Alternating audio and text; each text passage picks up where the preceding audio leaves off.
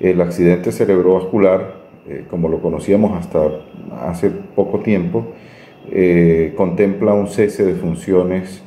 generalmente sectorial de algún sector del cerebro que cesa sus funciones debido a una falta de aporte de sangre oxigenada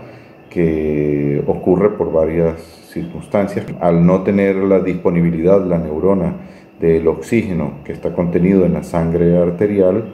pues la neurona inicialmente disminuye su función hasta que finalmente muere, se desintegra, se necrosa, si la isquemia o el estado de hipoxia se prolonga en el tiempo. Esta patología o este evento se ha llamado de muchas maneras en el transcurso del tiempo. Inicialmente y de manera, digamos, más coloquial, se le ha llamado trombosis cerebral, infarto cerebral, derrame cerebral, por supuesto dependiendo de la naturaleza del accidente cerebrovascular. Luego lo hemos llamado accidente cerebrovascular o coloquialmente ACV, por sus siglas en español, y actualmente se le conoce como enfermedad cerebrovascular, puesto que más que un accidente, pues es toda una patología con una fisiopatología bien establecida y que va más allá de un evento local, sino que tiene una serie de alteraciones y consecuencias que lo convierten en una patología formal, para no llamarla accidente, sino enfermedad cerebrovascular. Básicamente los dividimos en dos tipos, aunque podría ser en tres, pero básicamente el evento o enfermedad cerebrovascular de tipo isquémico, en el que hay un cese abrupto en la circulación de un sector del cerebro, producto de una trombosis local, de la formación de un trombo en un vaso arterial, generalmente de pequeño calibre, dentro del cerebro o cercano al cerebro, o gracias a la aparición de una embolia, de un émbolo, un trombo que se forma a distancia, generalmente dentro del corazón, dentro de la aurícula izquierda o en el ventrículo izquierdo. También puede originarse en el trayecto de las arterias carótidas enfermas y pueden migrar, pueden ser arrastrados por la circulación y llegar al final de ese sistema de tuberías vascular, que termina pues obstruyendo la circulación para dar soporte, digamos, vitalidad a las neuronas de ese sector. El otro tipo de accidente cerebrovascular es el hemorrágico, en el cual hay un aumento de presión. Generalmente puede ser por aumento, quizás la mayor incidencia es por aumento de presión intravascular, del espacio intravascular, que termina rompiendo la pared de algún vaso que está enfermo, que tiene alguna debilidad, que cede ante la presión de la sangre, que empuja de adentro hacia afuera y rompe la pared del vaso, y termina apareciendo una hemorragia intraparenquimatosa, que igualmente provoca un cese en el aporte de sangre a esa zona que se ha infartado. Las causas: generalmente la hipertensión arterial, las enfermedades cardiovasculares, las arritmias cardíacas como la fibrilación auricular, son realmente las enfermedades cardiovasculares las que terminan provocando en la mayoría de los casos las enfermedades cerebrovasculares. Bien dicen algunos sabios en el mundo actualmente: si quieres cuidar tu cerebro, cuida tu corazón.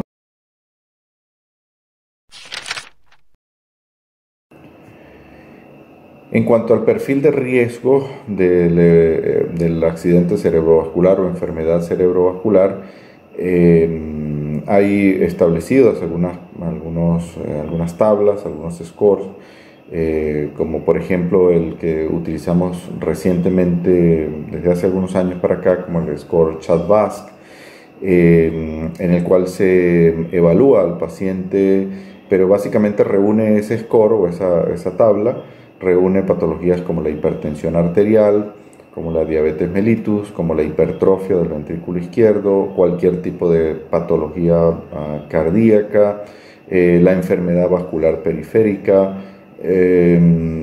y bueno, todos los factores de riesgo que aumentan la probabilidad de aparición de enfermedades cardiovasculares, no necesariamente de accidente cerebrovascular, valga decir dislipidemia, tabaquismo, sedentarismo, obesidad, sobre todo obesidad central, enfermedad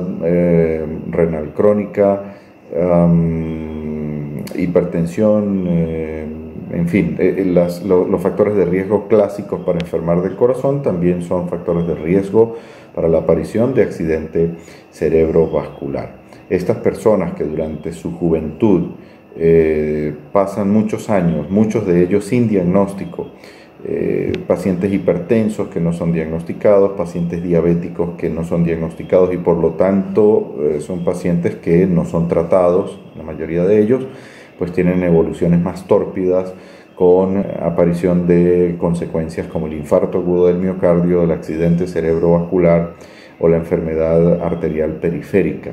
Este tipo de personas son personas que generalmente vamos a ver en nuestras consultas, que a lo mejor vienen por otras patologías, pero que nosotros como médicos estamos obligados a evaluar el riesgo cardiovascular total para tratar de evitar los eventos duros, que son, bueno, la mortalidad por una parte, pero luego el infarto agudo del miocardio, el accidente cerebrovascular, la enfermedad renal crónica y la arteriopatía periférica.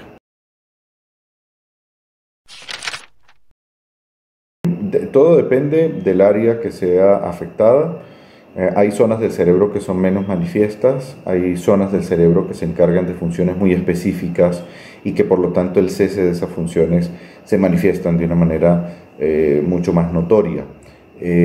También depende del área que se ha infartado o que ha logrado, o en la que ha aparecido hemorragia. Si es un área pequeña, las secuelas serán menores. Las secuelas pueden ser transitorias, pudiera un paciente tener algunos síntomas durante algunas horas y luego recuperarse porque la circulación colateral podría suplir la circulación que ha sido afectada,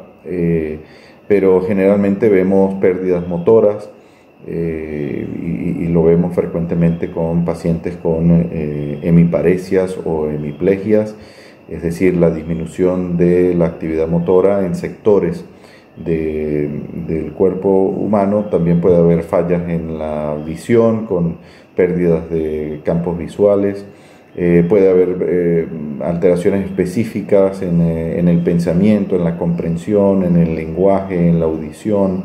en el movimiento periférico de algún miembro. Puede haber alteraciones tipo depresivas, puede haber alteraciones tipo cognitivas del pensamiento. En fin, depende de la zona del cerebro que haya sido afectada, tanto por la trombosis o el cese de la circulación como por la hemorragia, pues aparecerán los síntomas que son los descritos con mayor frecuencia. En general, la mayoría hay muchos síntomas que son detectados por especialistas en el área, neurólogos generalmente, que no están a la vista de los médicos de otras especialidades, pero generalmente los síntomas son más de tipo motores, en los cuales hay pérdida de la función motora de uno o de varios miembros, dependiendo de la zona afectada en el cerebro.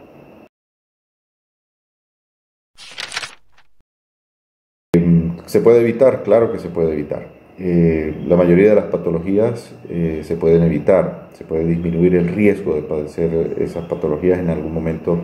de la vida. Lo que pasa es que somos poco previsivos, le prestamos poca atención a las medidas de prevención, a la prevención primaria o primordial.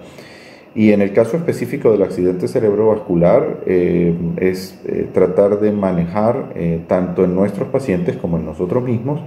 los principales y los clásicos factores de riesgo de enfermedad cardiovascular. Tomar la presión, acabamos de pasar hace muy poco el Día Internacional, el Día Mundial de la Hipertensión Arterial, y se hizo una gran difusión de este día en todo el mundo, tratando de convencer a las personas de que se tomen su presión arterial, que no le tengan miedo al tensiómetro y que sepan cuáles son sus números, cuáles son sus valores, cuál es su presión arterial. Controlando la presión arterial, controlando la química sanguínea, valga decir, niveles de colesterol, niveles de glicemia, manteniendo una actividad física regular, manteniendo el peso, especialmente la circunferencia abdominal, no fumando, muy importante, también evitar el consumo de alcohol en exceso, pero sobre todo evitar el tabaquismo, evitar la hipertensión, o si no evitarla, por lo menos diagnosticarla y tratarla, que no es lo mismo que evitarla, pero tiene un efecto beneficioso también, disminuyendo la incidencia de accidente cerebrovascular y de infarto agudo del miocardio. y hacer una revisión anual que debemos no solo recomendárselo a nuestros pacientes, sino hacerlo nosotros mismos también, una revisión desde jóvenes, acostumbrarnos a que desde jóvenes se debe hacer una revisión de los niveles de colesterol, glicemia, ácido úrico, de la función renal, el examen de orina y mantener una actividad física regular. Gracias.